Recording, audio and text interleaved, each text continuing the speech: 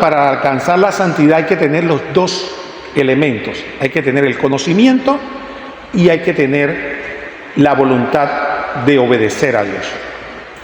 Entonces, a partir de ahí tenemos que ver lo que es la revelación. La revelación no es un cuento o una historia que nos motiva a ser mejores, no.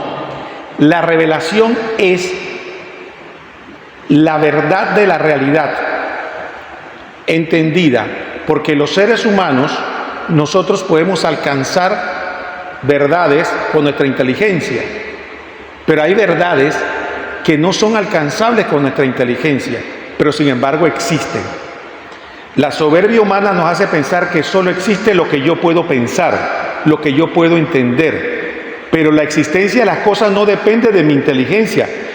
En el universo o en el mundo existen cosas que yo desconozco o que ustedes desconocen. Que existan o no dependen de que yo los conozca o yo las entienda.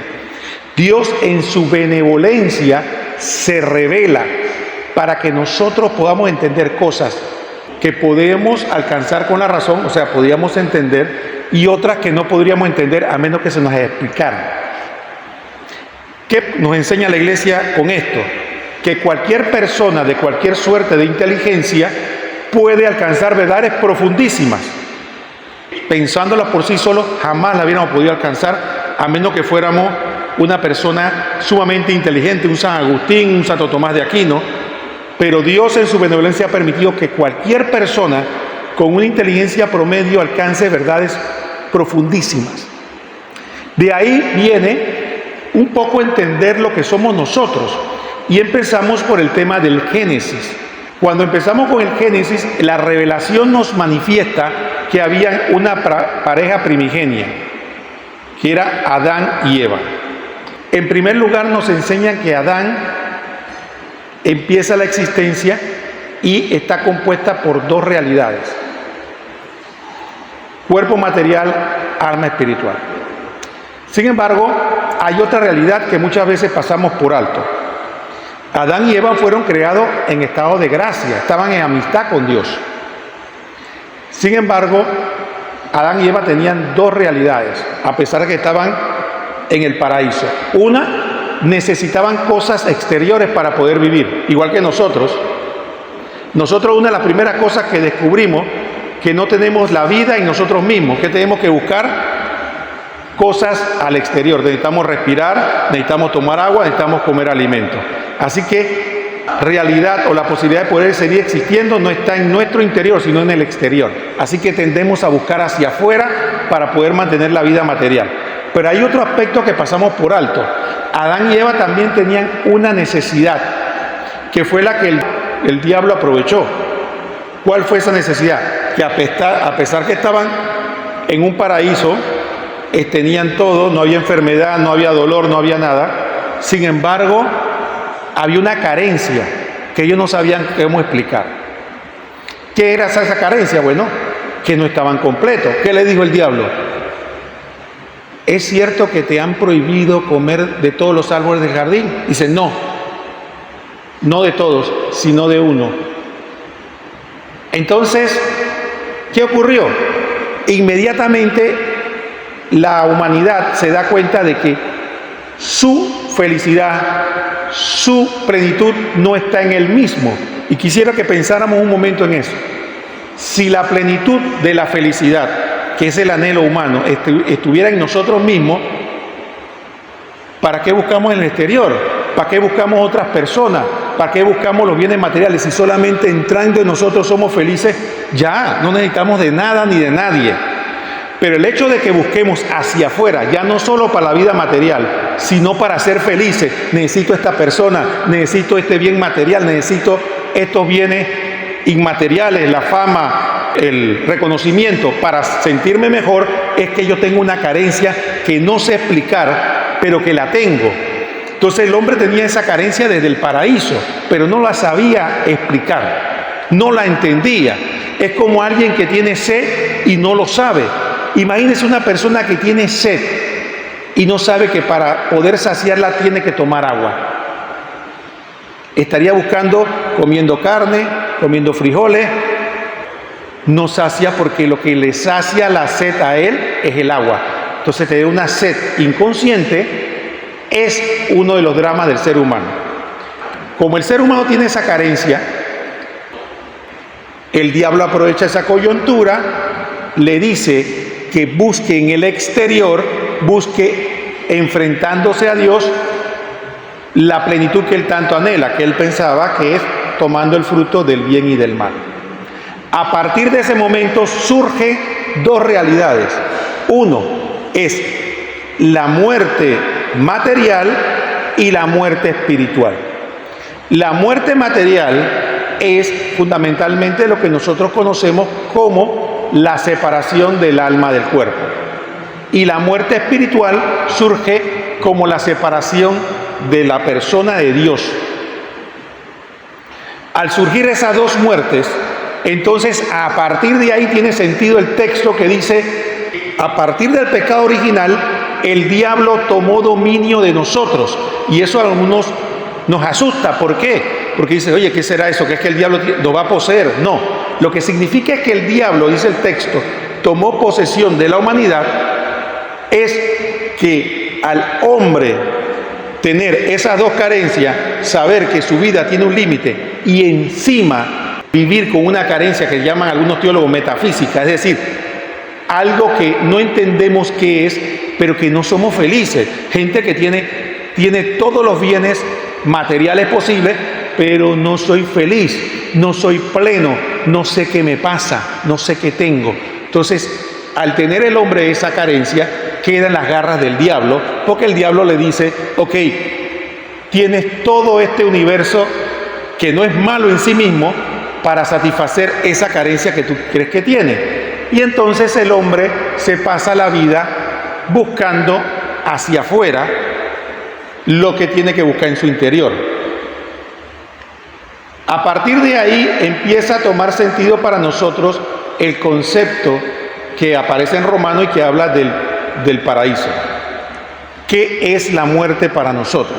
Generalmente cuando nosotros hablamos de la muerte, casi siempre lo hacemos en el sentido de aniquilación. Decimos, este carro ya murió. ¿Qué significa para nosotros? Que dejó de existir. Esta relación que teníamos usted y yo murió. ¿Qué significa? Que desapareció. Entonces nosotros aplicamos ese concepto de muerte como desaparición a nuestra muerte. Cuando alguien muere, ¿qué dice la gente? No somos nada. ¿Y eso qué significa? ¿Qué significa que no somos nada? Eso es falso. ¿Por qué? Porque la gente ejemplifica la muerte como el fin definitivo, aunque seamos católicos. ¿Cuánta gente, cuando fallece alguien, qué va? Va y le reclama a Dios. ¿Por qué me lo quitaste? ¿Por qué te lo llevaste? Como que si esta vida fuera lo único que existiera. A partir de este concepto importante que es el Sábado Santo, que hablamos de la muerte, es importante ir viendo paso a paso la revelación divina con respecto a esa muerte. ¿Qué nos dice la revelación? Bueno, en primer lugar, la revelación nos dice en el Génesis que el hombre fue hecho con una imagen, y quiero que recordemos esto importante. Cuando nosotros veamos el texto bíblico, siempre recordemos algo. El texto bíblico tiene que hablar de realidades espirituales a modo material. Por lo tanto, la imagen que más usa es la analogía o comparación. No nos quedemos en la comparación, busquemos el mensaje de la comparación. Es como cuando si yo les dijera a ustedes, el corazón de la mujer es como una flor. Si la forzamos se daña, pero si la tratamos bien se abre. Esa imagen poética, yo estoy seguro que todos lo entendieron. Pero decir que el corazón de la mujer es una rosa, no es cierto. Va a decir, abre el corazón, no se ve ninguna rosa. Dice, oye, ese no es el sentido de la palabra. El sentido es que trató de mantener una verdad usando una imagen. Igual pasa acá. Cuando se habla del Génesis, están usando imágenes para presentar verdades. No nos quedemos en la imagen, no nos quedemos herramienta, sino lo que trato de decir. Cuando dice que el texto dice que Dios tomó barro, que viene a representar lo material, tomó barro y amasó como un alfarero al hombre, está diciendo que el hombre tiene un componente material. Pero además de eso dice que insufló en él aliento de vida. No confundamos ese aliento con el Espíritu Santo, es aliento de vida. Ese aliento de vida que aparece en el Génesis significa el alma. Entonces de ahí en adelante entendemos, a partir del Génesis, que el hombre es cuerpo material, alma espiritual en unidad de persona. Entonces, ¿qué es la muerte? La muerte es esa separación que se da entre el cuerpo y el alma y muere la persona. El cuerpo va al sepulcro y el alma va a un destino eterno. Dice un texto ya muy antiguo del Génesis, ya los israelitas entendían la muerte como la exhalación. ¿Por qué? Porque recordemos que ellos entendían que había un principio espiritual, pero no lo podían explicar. ¿Y cómo lo asociaban? Con el aire. Cuando nosotros verificamos la vida, en principio los antepasados la verificaban en la respiración. Dejó de respirar, murió. Así que el principio de vida se veía en el aire. Entonces, ellos asociaban el espíritu con el aire. De hecho, cuando se habla del Espíritu Santo, hablan del ruá, de la brisa. No es que el Espíritu Santo sea brisa, sino que era la analogía más cercana que tenían para nosotros para explicar al Espíritu Santo. Entonces, dice que cuando murió Raquel, la esposa de Jacob, al dar a luz a Benjamín, miren cómo describe la muerte Génesis 35, 18. Entonces ella, al exhalar el alma, cuando moría le llamó Ben-Oní, pero su padre le llamó Benjamín. Entonces ya de ese momento entendía desde el Génesis que la muerte era exhalar el alma. A ellos lo veían los antiguos como el último suspiro. Cuando la gente muere, que da un último suspiro, ellos consideraban en ese momento que en ese momento se exhalaba el alma, se separaba el alma del cuerpo. Que no sabemos si es así, pero lo que sí es cierto es que se da esa separación y eso lo sabemos por revelación. Pero el plan original del Dios no era ese. Dice el texto de Sabiduría 2:23, porque Dios creó al hombre para la inmortalidad y lo hizo imagen de su mismo ser. Es decir, que Dios no hizo para la inmortalidad. ¿Qué significa eso? Eso explica por qué nuestra aversión a la muerte. Todas estas personas somos personas devotas. Yo le pregunto, ¿quién quiere el cielo? Yo. ¿Quién se quiere morir? A ver. Y eso es natural, porque la aversión a la muerte es natural, porque Dios nos hizo para la inmortalidad. ¿Qué significa? Que no padeciéramos, porque la muerte es un mal. La muerte no es un bien, la muerte es un mal, que después veremos que en Cristo tiene esperanza, pero es un mal. Cuando Jesucristo estaba en Getsemaní, Él no solo estaba pidiendo al Padre para librarse del sufrimiento, era porque no quería morir. Es natural. Llega el momento que San Pablo incluso llega a tener un dilema. Dice, me siento apremiado entre dos realidades. Por un lado, quisiera morir para estar con Cristo, pero sé que quedarme con ustedes es más provechoso, así que no sé qué decidir. Entonces, una persona tan devota como San Pablo no anhelaba la muerte porque no es natural. Y la muerte es un mal porque, fíjense que Jesucristo lloró la muerte de Lázaro. No se alegró y que, qué bien que mi hermano Lázaro se murió y ahora está ya en mejor vida, ¿no? Lloró. Fíjense que María Magdalena y Marta, que eran mujeres devotas, incluso que tenían esperanza en la vida eterna, lloraron a su muerto.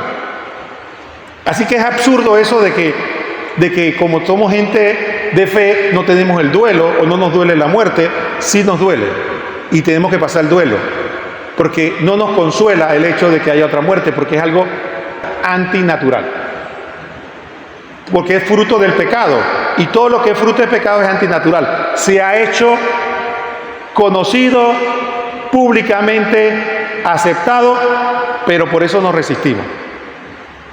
Y eso lo digo porque a veces no sabemos muy bien cómo manejar ese tema, ¿no? Porque si usted quiere ir al cielo, ¿por qué no desea la muerte? ¿O por qué se pone triste si usted debe estar feliz porque fulano se fue para el cielo y allá está mejor? Eso no nos consuela. Es la verdad, eso no nos consuela. Y el Evangelio lo manifiesta claramente. Así que tengamos eso bien presente y también cómo tratar el duelo del otro. El duelo del otro se respeta porque el hecho de que haya ido a mejor vida, él se fue, él está mejor allá, eso no me consuela. Eso no me consuela, porque la separación siempre es dolorosa. Incluso los primeros cristianos, la gente moría y los lloraba, y lo enterraba y lo sufría, a pesar que tenía la esperanza de que en Cristo la muerte no tiene victoria. De eso es que vamos a hablar más adelante. Ya Jesucristo viene y nos plantea el tema de la muerte y nos plantea esta dicotomía y nos dice: no teman a los que matan el cuerpo, pero no pueden matar el alma. Aquí empieza Jesucristo a hacer esta distinción. Efectivamente, hay un cuerpo que no puede subsistir por sí solo, pero un alma que sí. Entonces, el alma no puede ser matada. Yo prometí que iba a hablar un poco del Sheol y de esa cuestión y qué significa eso. Bueno, una vez establecido el concepto de la muerte y que con la muerte no acaba todo, entonces la pregunta sería: ¿qué pasa con la gente cuando muere? Bueno, eso tendríamos que explicarlo, qué pasaba en el Antiguo Testamento y qué pasaba en el Nuevo Testamento, no era lo mismo. Y para eso tenemos que entender un poco qué es el pecado original. Vamos a poner un ejemplo. El pecado original es una ofensa que tiene valor infinito. ¿Por qué? Porque la ofensa no se mide quién ofende, sino a quién se ofende. Repito, la ofensa no se mide quién ofende, sino a quién se ofende. Y voy a poner un ejemplo sencillo. Dos niños están peleando y uno le da una bofetada al otro. Eso está mal, ¿verdad? Y es una ofensa. Pero es igual si le da la bofetada a la mamá. No, ¿verdad? ¿Por qué? Porque ofender a la mamá es un pecado, de hecho es un pecado grave. De hecho hay un mandamiento que habla de honrar a padre y madre. ¿Qué significa? Que la misma bofetada, el mismo niño, la ofensa es mayor si a quien ofendió tiene mayor dignidad. Entonces, el pecado que cometió Adán y Eva tiene un valor infinito. Un valor infinito. ¿Qué significa eso? Que ningún ser humano, ni toda la humanidad completa, podría pagar ese pecado. Porque ofendieron a Dios, ofendieron a quien le había dado todo. Por lo tanto, eso ni Adán y Eva, ni todos los profetas, ni toda la humanidad, como decíamos, se hubiera crucificado. Si todos nosotros en teoría nos crucificáramos, no hubiéramos podido pagar. Entonces ahí se da el tema. Por un lado, ¿quién ofendió? Los seres humanos. Y por otro lado, ¿quién estaba ofendido? Dios. ¿Cuál era la única forma que se pudiera saldar esa cuenta? Es que alguien se hiciera de la raza de nosotros y se hiciera responsable y además pudiera pagarla. Entonces de ahí viene el concepto de la encarnación. Viene alguien que es verdaderamente hombre y verdaderamente Dios. Entonces como hombre podría decir: yo me voy a hacer responsable por todos ellos, por todo, no solo por la ofensa del pecado original, sino por todas las ofensas que han hecho, porque yo soy Dios. Y como hombre también me puedo hacer responsable. Y ahí viene nuestro Señor Cristo Jesús.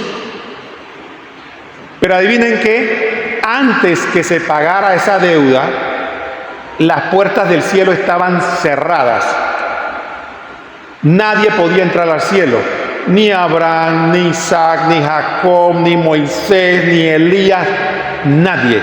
Ningún justo podía entrar en el cielo.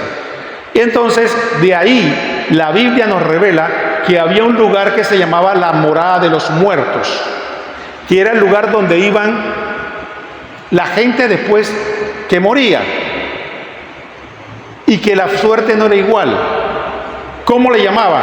El lugar de los muertos, ir con mis antepasados, el Sheol, y la traducción que tenemos nosotros al español son los infiernos. ¿Qué celebramos nosotros hoy? Que Jesucristo murió, ¿y qué dice el credo?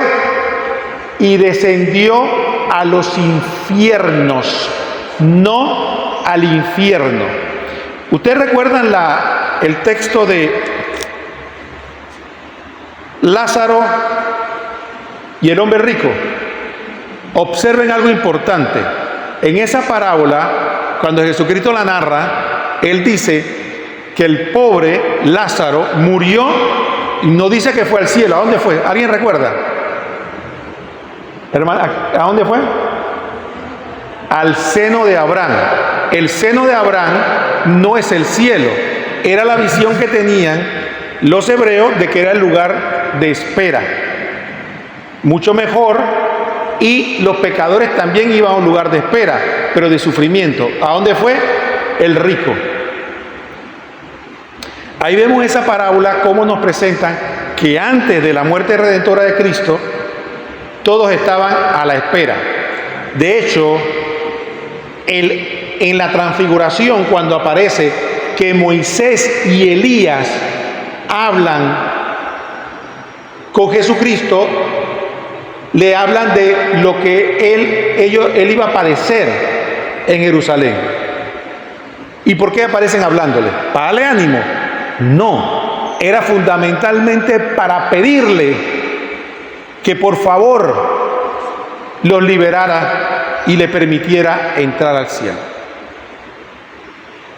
Eran los representantes más grandes del Antiguo Testamento, Moisés y Elías, pidiéndole por todos que fuera a cumplir lo que tenía que cumplir en Jerusalén. A partir de ahí, entonces, cuando Jesucristo muere, desciende a la morada de los muertos, dice San Pedro, hablando de la morada de los muertos, pues Cristo quiso morir por el pecado y para llevarnos a Dios, siendo esta la muerte del justo por los injustos. Murió por ser carne y luego resucitó por el Espíritu. Entonces, ojo, 1 Pedro 3:19. 1 Pedro 3:19. Entonces fue a predicar a los espíritus encarcelados.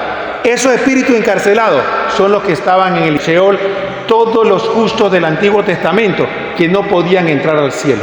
Jesucristo fue y los rescató. Eso es lo que celebramos nosotros hoy.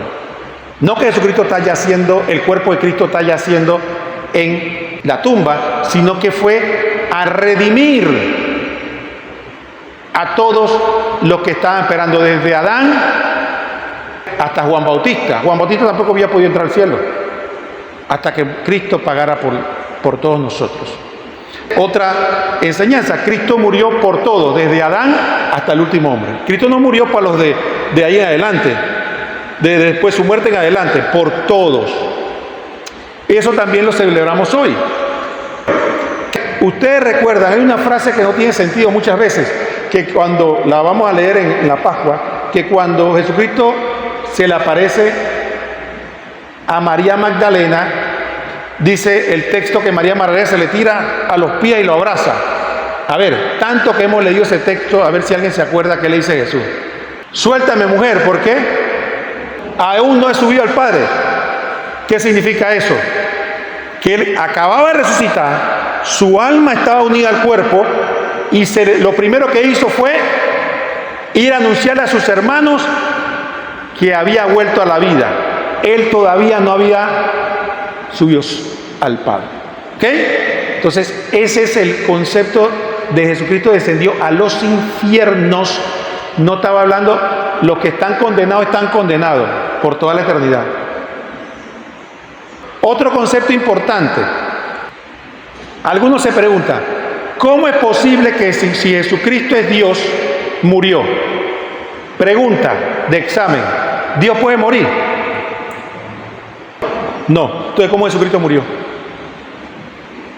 ¿Por qué? Volvemos a una trampa semántica, porque se lo digo porque eso se lo ponen los ateos. Es una trampa semántica, porque si nosotros consideramos la muerte como la aniquilación, efectivamente no tiene sentido. Pero si nosotros entendemos la muerte con lo que hemos aprendido, que es la separación del alma del cuerpo, Dios en su naturaleza divina no puede morir porque Dios no tiene cuerpo y Dios tiene su vida en sí mismo. Él no depende de nadie para seguir la existencia. Sin embargo, los seres humanos sí podemos morir, porque nuestra alma se puede separar de nuestro cuerpo.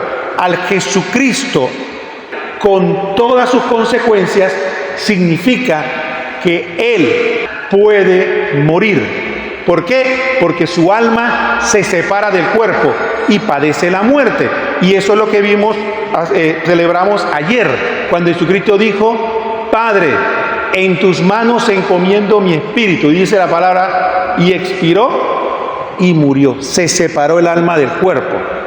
Pero no fue que su naturaleza divina murió, fue que se dio ese acontecimiento. Entonces sí es propio decir, en cuanto a Jesucristo, que Dios murió por nosotros. ¿Me expliqué? Entonces, ¿qué ocurre? Por eso es importante que todos estos conceptos tomemos un tiempo para meditarlos. Dios murió por nosotros y con su muerte aniquiló nuestra muerte. Gloria, aleluya. Dice la gente, ¿qué significa eso? ¿Cómo Dios puede morir?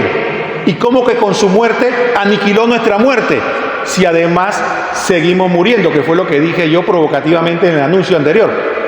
¿Qué significa que Jesucristo con su muerte aniquiló nuestra muerte? Y la gente dice, pero si yo sigo muriendo, mi papá se murió, mi mamá se murió y yo en cualquier momento me muero. Entonces, ¿qué sentido tiene ese concepto?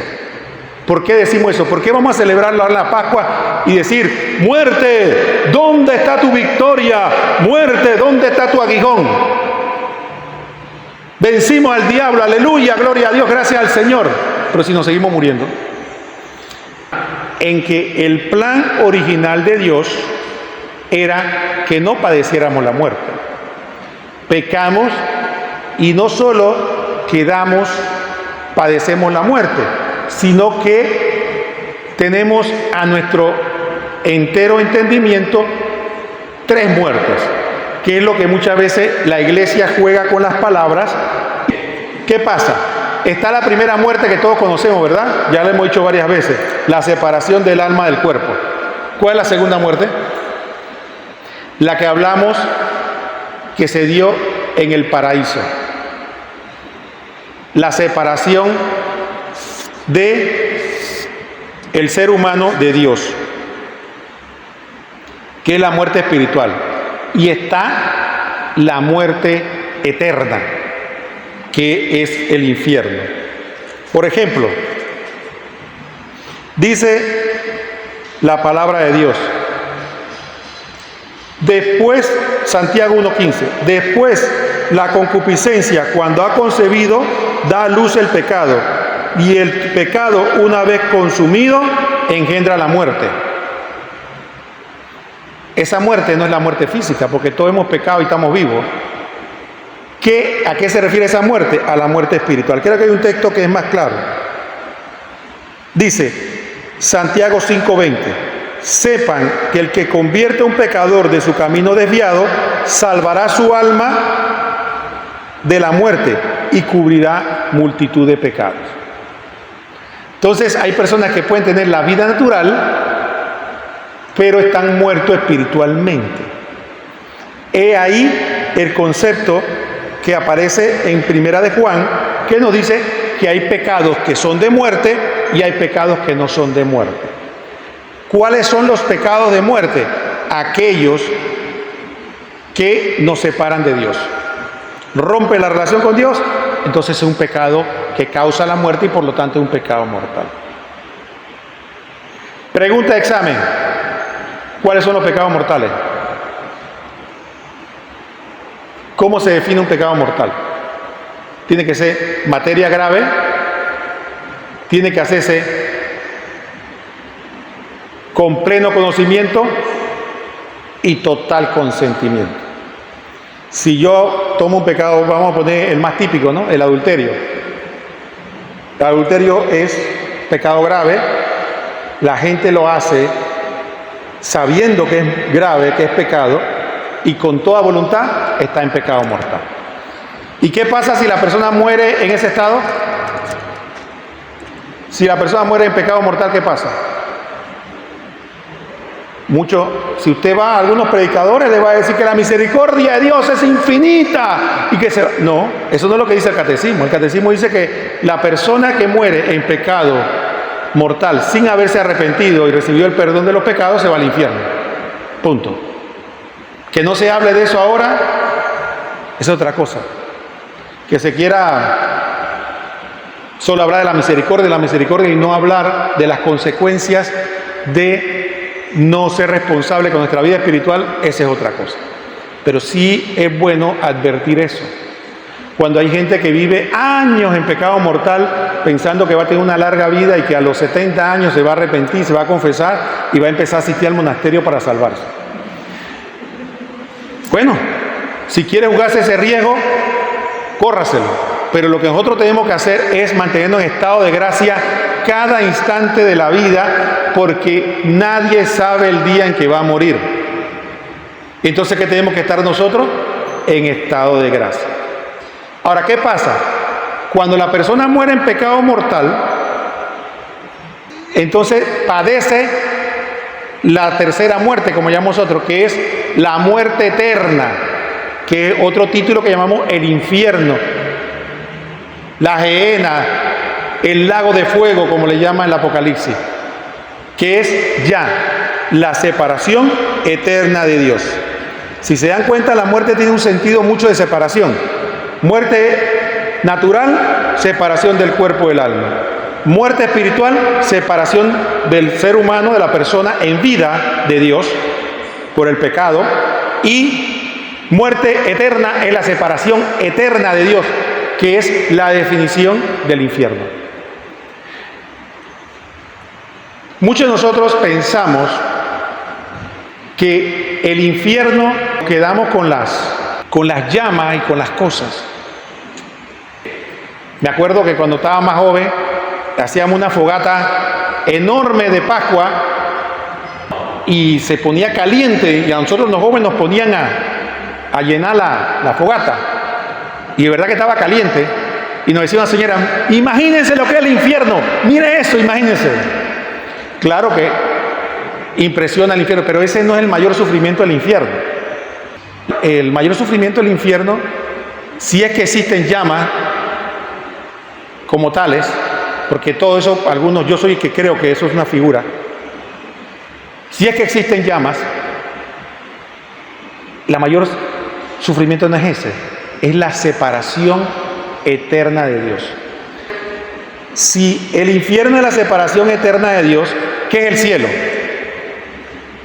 Es la unión eterna de Dios. Ergo, la felicidad, ¿en qué consiste? En la unión de nosotros con Dios. Más nada.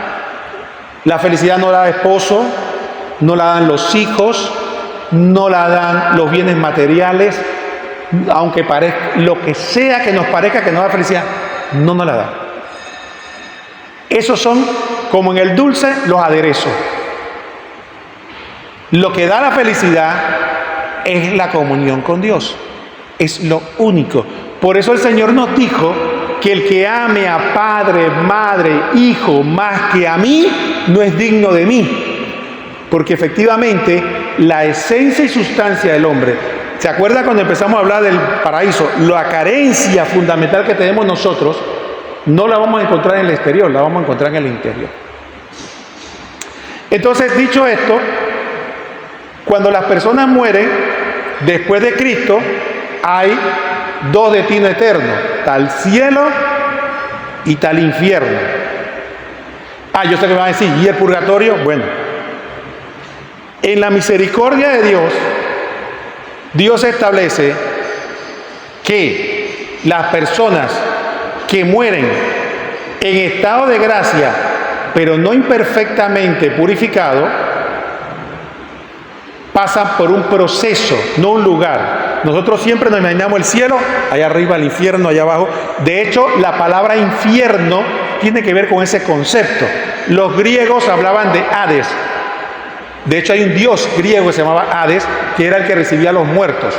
Y el concepto de que era el inframundo. El inframundo era lo que estaba allá abajo. Y ese concepto se trasladó a la Biblia. Entonces de ahí empezamos a hablar que la gente que está en el infierno está allá abajo. Y como teníamos la concepción de que Dios estaba en el cielo, decíamos, el cielo está allá arriba. Y empezamos a decir, cuando el Papa Benedicto XVI dijo que el infierno no era un lugar, la gente se escandalizó y dijeron, el Papa ha dicho que el infierno no existe, equivocando de que no, el concepto no es que si existía o no existía, sino que es un lugar, un estado. Ya hemos entendido que el cielo es un estado. ¿Cuál es? La comunión con Dios. Así que, donde sea que estemos o que no estemos, si estamos en comunión con Dios, estamos en el cielo. Por eso la iglesia enseña que en esta tierra tenemos la primicia, que es, si en esta tierra yo logro la comunión con Dios, yo logro las primicias del cielo. Pero hay otro concepto. En esta tierra, si yo vivo lejos de Dios, aunque en apariencia parezca gente feliz que está gozando la vida, vive en el infierno. Entonces el concepto cristiano en nosotros, inválido, es que cuando vemos a una persona mala, como decimos en el mundo, gozando la vida, teniendo bienes materiales, ¿por qué, Señor, Él es feliz y yo estoy miserable? Él no es feliz. Si Él está en pecado mortal y está viviendo en el pecado, Él no es feliz. Él vive aturdido. Vive en la miseria. Y si no cambia, vivirá y morirá en la miseria y al final va a encontrar la miseria. Por eso nosotros estamos llamados a orar y a hacer sacrificio para que ellos no se pierdan, se salven. No alegrarnos de que como ellos han vivido una vida gozosa, mundana, lo que se merece en el infierno, sino pedir por ellos, como hizo el Señor, pidiendo por todos los pecadores. Jamás podemos dejar de engañar al diablo de que es que lo que pasa es que ellos son felices y nosotros somos miserables. Y tenemos que vivir esta vida aquí miserable para entonces llegar al cielo. Y ellos van a vivir una vida gozosa para irse al infierno. No. El que vive entre placeres de este mundo tiene gozos naturales inmediatos y vive aturdido, pero no es feliz. No es feliz. Vive en depresión, vive en tristeza, vive en desasosiego, vive en de todo. Y de eso hay cantidad de testimonios de conversión que nos hablan de eso. Dice, yo lo tenía todo, pero no era feliz. Ahora, ¿por qué comento esto? Porque todo se concatena, todo tiene sentido. Entonces, ¿qué es el purgatorio? El purgatorio es el proceso por el cual, si la persona murió no totalmente purificada, significa que en su voluntad habían cosas con las que rechazaba a Dios. El purgatorio es el proceso mediante el cual la persona toma conciencia de que eso a lo que él estaba pegado, que no era Dios o que puso por encima de Dios, no vale. Y es un proceso de sufrimiento, no porque Dios te castigue, sino porque el alma se percata de lo insensata, de lo ingrata, de lo malo que fue con Dios. No tengamos el concepto que Dios dice, bueno, por tu parte de mal te voy a pasar por ese sufrimiento. No, es el alma que sufre cuando ve la verdad y dice, pero Dios fue tan bueno, me cuidó, yo me comporté tan mal. Entonces, eso es un sufrimiento. Toma conciencia de esto. Dice, qué miserable uno se siente. Bueno, el purgatorio fundamentalmente es eso. Las almas que sufren porque se sienten miserables al ver cómo por todo este europeo, todas estas cosas, no optaron tan fácil que era optar por Dios. Pongamos un ejemplo.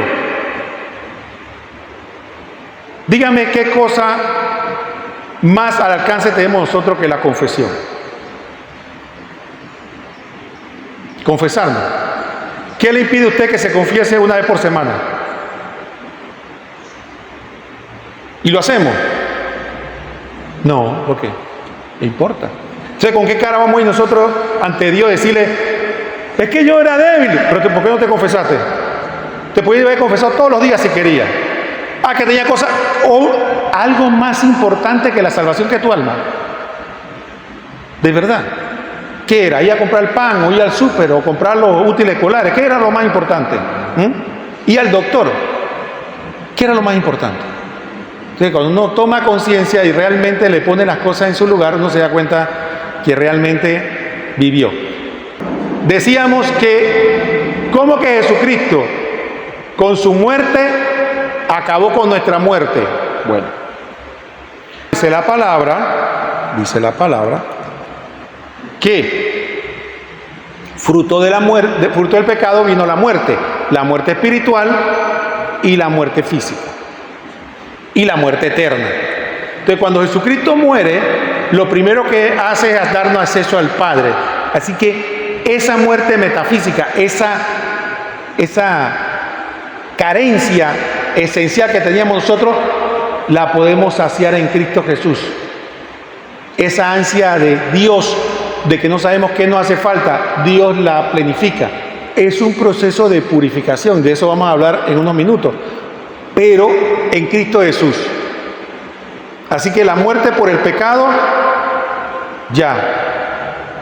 También en Cristo Jesús nos libramos de la muerte del infierno, porque si nos mantenemos unidos a Él, ya no tenemos que padecer la muerte eterna. ¿Y qué hay de la muerte física? Bueno, Jesucristo prometió que así como Él resucitó, nosotros vamos a resucitar. Entonces nosotros sabemos que tan pronto morimos,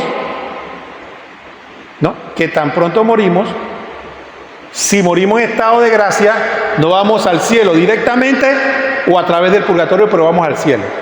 Pero el alma queda anhelando al cuerpo. El alma no queda contenta ya del todo, él queda anhelando al cuerpo. ¿Por qué?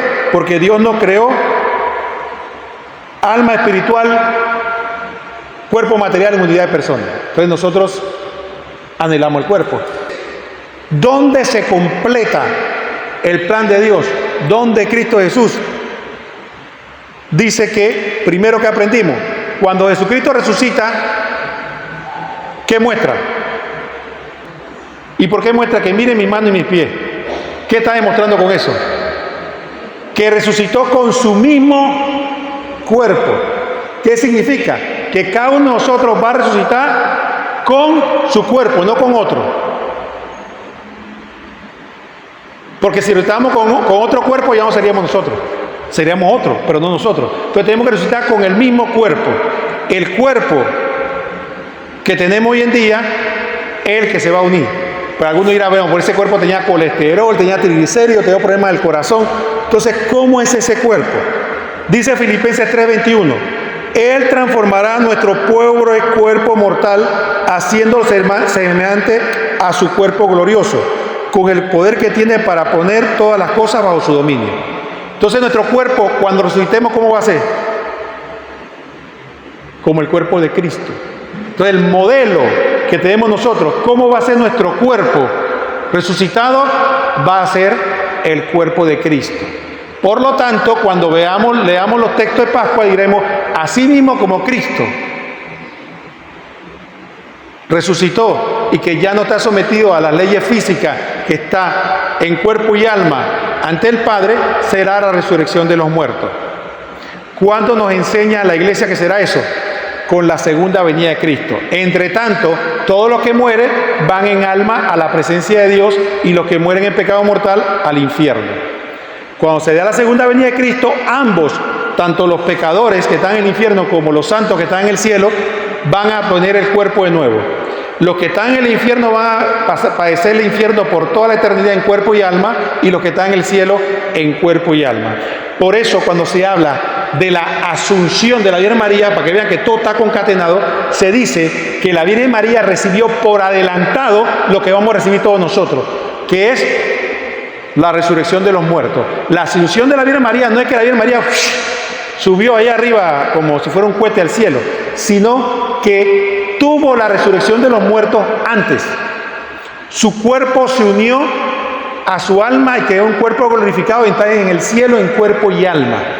¿Cuándo lo tendremos nosotros? Un poquito después, en la segunda venida de Cristo. Pero, como yo sé que muchos de ustedes tienen algunas preguntas, una de las preguntas más típicas que le hicieron a Pablo es, ¿cómo será esto? Y uno dice que si yo estoy barrigón, una persona, no crea que me dijo eso, lo que yo estoy diciendo no es exageración. Uno me preguntó, cuando yo a esta charla, dice, pero si yo estoy barrigón, voy a resucitar barrigón. Y otro digo, yo estoy calvo. Y uno me preguntó, ¿de qué edad voy a resucitar? Yo le decía, ¿y qué edad le gustaría? Dígame, ¿cuál es su mejor escenario?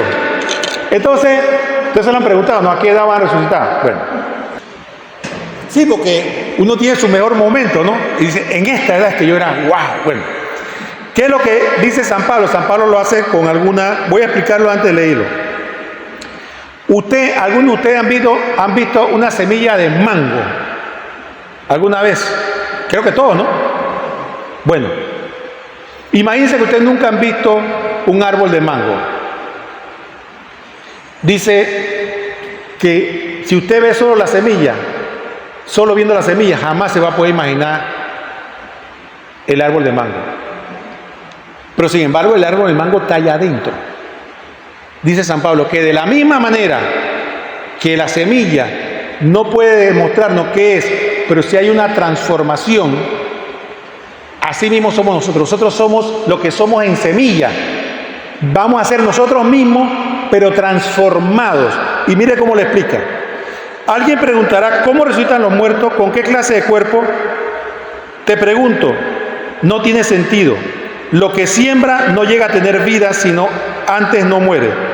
Y lo que siembra no es la planta tal como va a brotar, sino un simple grano de trigo, por ejemplo, o de cualquier otra planta. Es decir, que la analogía de la transformación que tiene una semilla, que no podemos saber si no vemos la planta después, en esa semilla qué planta está, así seremos nosotros. Dice San Pablo, lo mismo pasa con la resurrección de los muertos. Se siembra cuerpos corruptibles, resucitan incorruptibles. Se siembran cuerpos humillados, resucitan gloriosos. Se siembran cuerpos débiles, resucitan llenos de fuerza. Se siembran cuerpos puramente naturales, resucitan cuerpos puramente espirituales. Es decir, en pocas palabras, que en todas las formas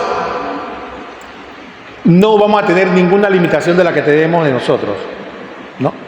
Pero ojo, alguien incluso me llegó a preguntar de que como que él no estaba muy satisfecho como hacen en Colombia, ¿no? Operaciones como que él no estaba muy satisfecho y cuando él resucitara, yo le digo, bueno, te tengo una mala noticia. El fabricante te hizo bien y te ama y te siente bello como estás. Esa idea de que estás feo te la metiste tú y el diablo en la cabeza. Así que Dios nos va a resucitar como somos, porque Él no hace cosas defectuosas ni hace cosas feas. Él hace cosas maravillosas. Entonces nosotros somos los que nos metemos en la cabeza que yo estoy feo, que yo debo cambiar, que me hago esto, que me hago lo otro. Eso es el diablo metiéndole en la cabeza a uno, ¿no? Entonces Dios nos va a resucitar como nos hizo, porque Él nos hizo tal y como nos soñó, como decía un místico, ¿no? Y de ahí no podemos contestar más preguntas porque no sabemos. De ahí no sabemos más nada. No podemos saber qué va a pasar. Entonces sí, cuando nosotros en la Pascua de Resurrección cantemos gloria, aleluya, es teniendo en cuenta todo este concepto, que la muerte ya no es la última palabra, la muerte física, que cuando estamos en el frío de la muerte, cuando estamos en el último momento, en la soledad última, porque fíjense, en la muerte nosotros vamos a estar, podemos estar rodeados de gente o no, pero nadie puede estar padeciendo lo que padecemos nosotros. Es a nosotros que sentimos que el alma se nos va, que estamos cruzando un umbral que no tenemos certeza que va a pasar. En ese último momento, Cristo prometió que iba a estar con nosotros. ¿Qué más que eso? ¿Qué más que poder clamar a Cristo y Cristo va a venir por nosotros? A partir de ahí podemos cantar aleluya, porque la muerte no va a tener el final, y también en la presente vida terrena, y es lo que con esto concluyo, tenemos la oportunidad en Cristo Jesús de partir de esa purificación que tenemos que padecer. Fíjense, una de las cosas de las cuales nosotros, todos aquí, tenemos conciencia, ¿sabe de qué? De nosotros mismos. Lo primero que nosotros sabemos es que yo soy, ¿o no? Porque si no tuviéramos ese concepto claro de identidad, no supiéramos que somos, pues. Cuando uno cierra los ojos, ¿con quién uno está? Con uno mismo. ¿Con quién más? Más nadie. No cierra los ojos y está ahí, y se tapa el oído y está en silencio. Uno es consciente de uno mismo. Ahora, ¿cuál es la realidad de nosotros? Que como nosotros somos conscientes de nosotros mismos, y es lo primero que tenemos al frente, la primera idolatría que tenemos nosotros es esa, es la del yo. ¿Qué es lo más importante? Yo. ¿Quién me puede hacer feliz? Yo. ¿Quién puede hacer las cosas? Yo. Porque es lo primero que tenemos inmediato. Eso es lo que el pecado original hizo con nosotros. Yo y yo. Cuando usted ve una foto, ¿a quién es el primero que busca? A mí. ¿Dónde está la foto? ¿Para ver? Dice la hermana, ¿dónde está la foto? ¿Para ver? Ah, mira, aquí estoy yo. Yo y yo y yo. Cuando el proceso de purificación se da, no se trata, cuando Jesucristo nos dice que nos neguemos a nosotros mismos, alguno dice, ¿qué significa eso?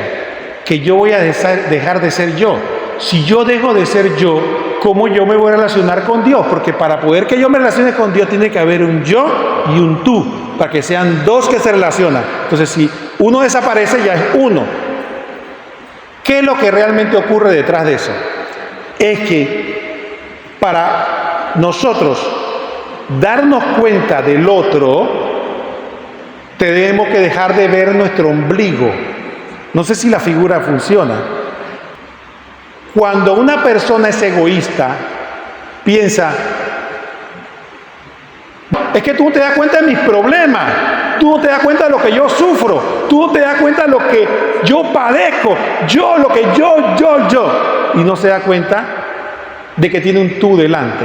Para poder nosotros darnos cuenta que hay un tú delante, que en este caso ya no es la esposa, la pareja, sino Dios, yo tengo que negarme a mí para constatar del otro. Y ese es un proceso de purificación, porque estamos apegados a nuestro yo. Entonces, no es que la vida cristiana es una vida de sufrimiento por sufrir, de agarrarse un palo de espinas o caminata que los pies me sangren, o la flagelarme cada vez que pego. No, es un proceso de sufrimiento porque nosotros tenemos un apego al yo. Le voy a poner un ejemplo que es típico para todos. Vamos a orar. Todo el mundo, vamos a orar. ¿Y qué es la distracción? El yo, mis problemas, mis inquietudes, mis curiosidades, y no me puedo concentrar en Dios. No sé si ustedes han tenido la oportunidad de experimentar. Yo hasta que leí a Santa Teresa me dio paz, porque antes yo iba al Santísimo después de que salía de estar por ahí, iba por allá, y Santa Teresa decía que después que ella estaba por allá dando vueltas, por allá visitando monasterios, cuando ella regresaba a la vida monástica, dice que demoraba 2 horas para poder entrar en modo oración. Mientras tanto era una batalla, era una lucha Y yo le digo, ahora te entiendo, yo también paso lo mismo.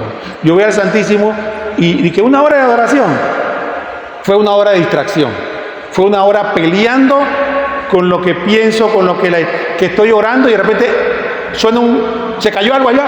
¿Qué se cayó? Pero ¿qué pasa? Es el yo peleando que no quiere ceder. ¿Y quién es el que tiene que luchar contra eso? Yo mismo. Y es un sufrimiento, porque es una lucha de mí mismo contra mí mismo. Es un sufrimiento. Entonces, en el camino espiritual hay muchos medios y formas con las que luchamos con ese yo. El ayuno, la limosna, la oración. Esa lucha no es contra que el cuerpo no tiene la culpa. El cuerpo es como el burro, que va donde uno le dice. La gente que no, que este cuerpo, que no es el cuerpo, es el yo, el que se resiste a Dios.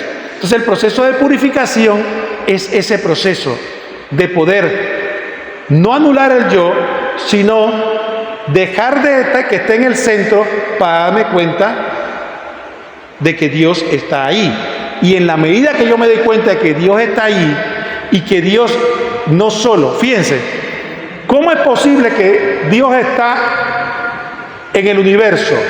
Dios es el que me sostiene la existencia. Dios está si yo estoy en estado de gracia, Dios está en mi interior y yo me pregunto, ¿y dónde está Dios? Póngase a pensar. Dios, me abandonaste. Dios, ¿por qué me siento así, Dios mío? Porque el yo no te deja ver. El yo no me deja ver. Entonces, por eso el proceso de purificación es un proceso de lucha para que cuando en la medida que yo voy dejando mis gustos, mis pareceres, mis intenciones, lo que yo quiero que pase, poco a poco no solo voy a ver a Dios, sino voy a ver al otro. Yo quiero que ella me haga feliz para yo ser feliz. Pero Jesucristo nos revela que para yo ser feliz, yo tengo que trabajar para hacerla feliz a ella. Y cuando yo trabaje y me olvide de mí para hacerla feliz a ella, entonces yo voy a ser feliz. ¿Pero qué nos dice a nosotros una naturaleza? ¡Estás loco! Yo tengo que ser primero. Entonces, esa es la purificación por la que tenemos que pasar.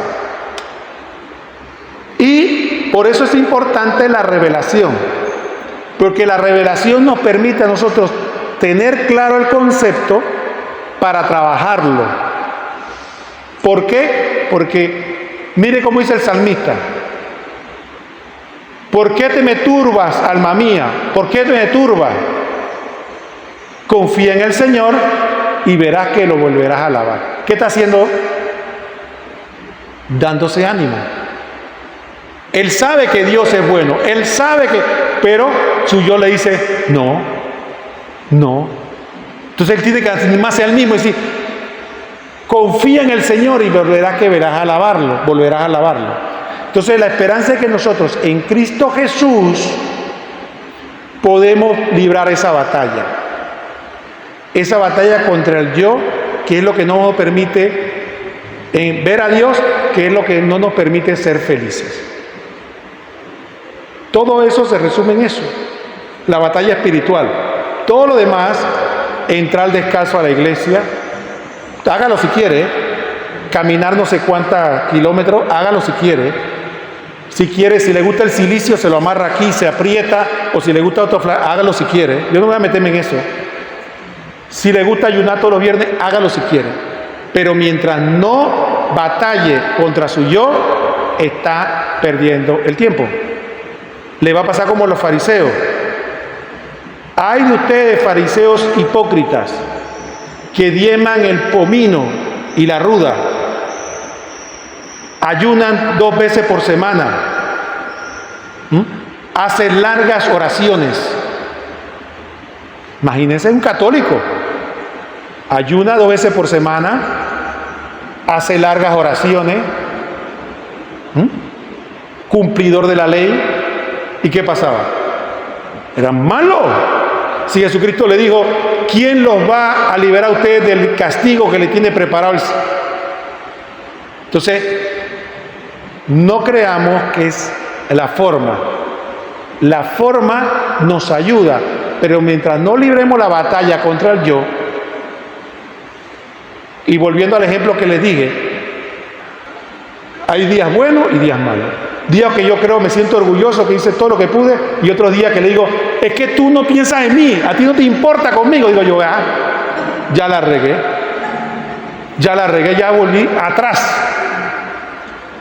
Entonces es una batalla permanente, diaria, porque el yo me va a decir a mí que tú y el diablo soplando. ¿Ah?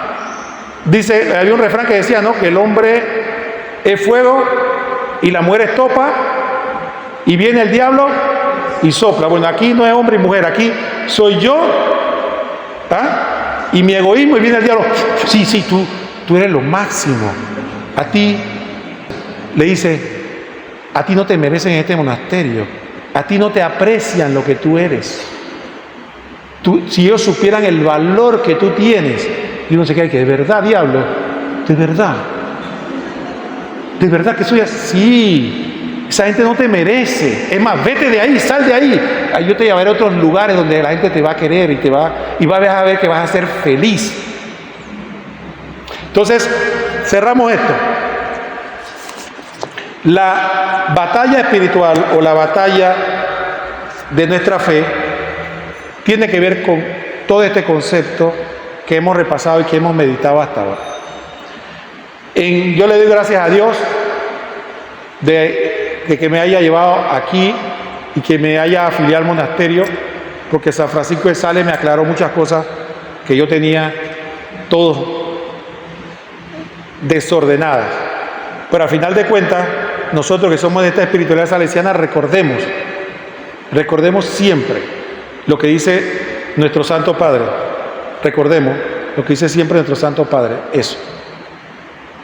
De que no son tanto las posturas exteriores, que aunque él no decía que las penitencias, ayunos, limosnas y todas esas cosas que podamos hacer no son importantes, lo que tenemos que vigilar en lo que cada uno de nosotros sabe que flaquea.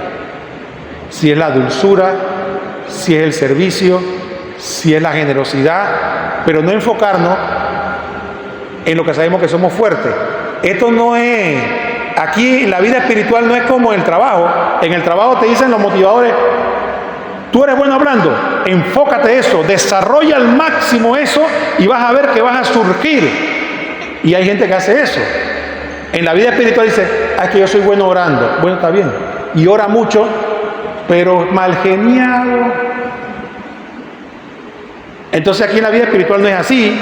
La vida espiritual es trabajar sin dejar de hacer lo que decía Jesucristo.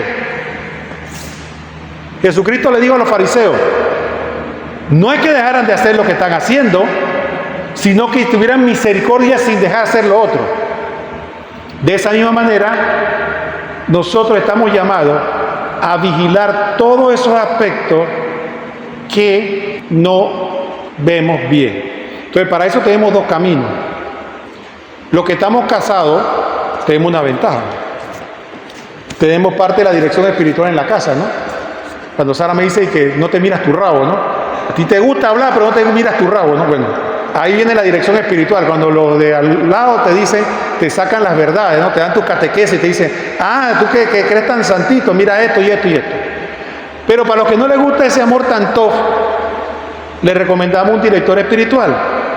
Porque el director desde afuera te ve y te dice esto y esto y esto que no te ves. Y eso es importante, porque nosotros no nos vemos. Nosotros generalmente pecamos de defecto o de exceso. O nos creemos una porquería que no es cierto, o nos creemos lo máximo que tampoco es cierto. Entonces, ¿dónde está? Tenemos que tener a alguien que nos diga, mira, hiciste esto y esto bien, pero esto y esto y esto tiene que trabajar. Y mientras no hagamos eso, no avanzaremos. Bueno, antes de terminar, quería, como esto no es una prédica, sino una catequesis, ¿alguien tiene alguna pregunta?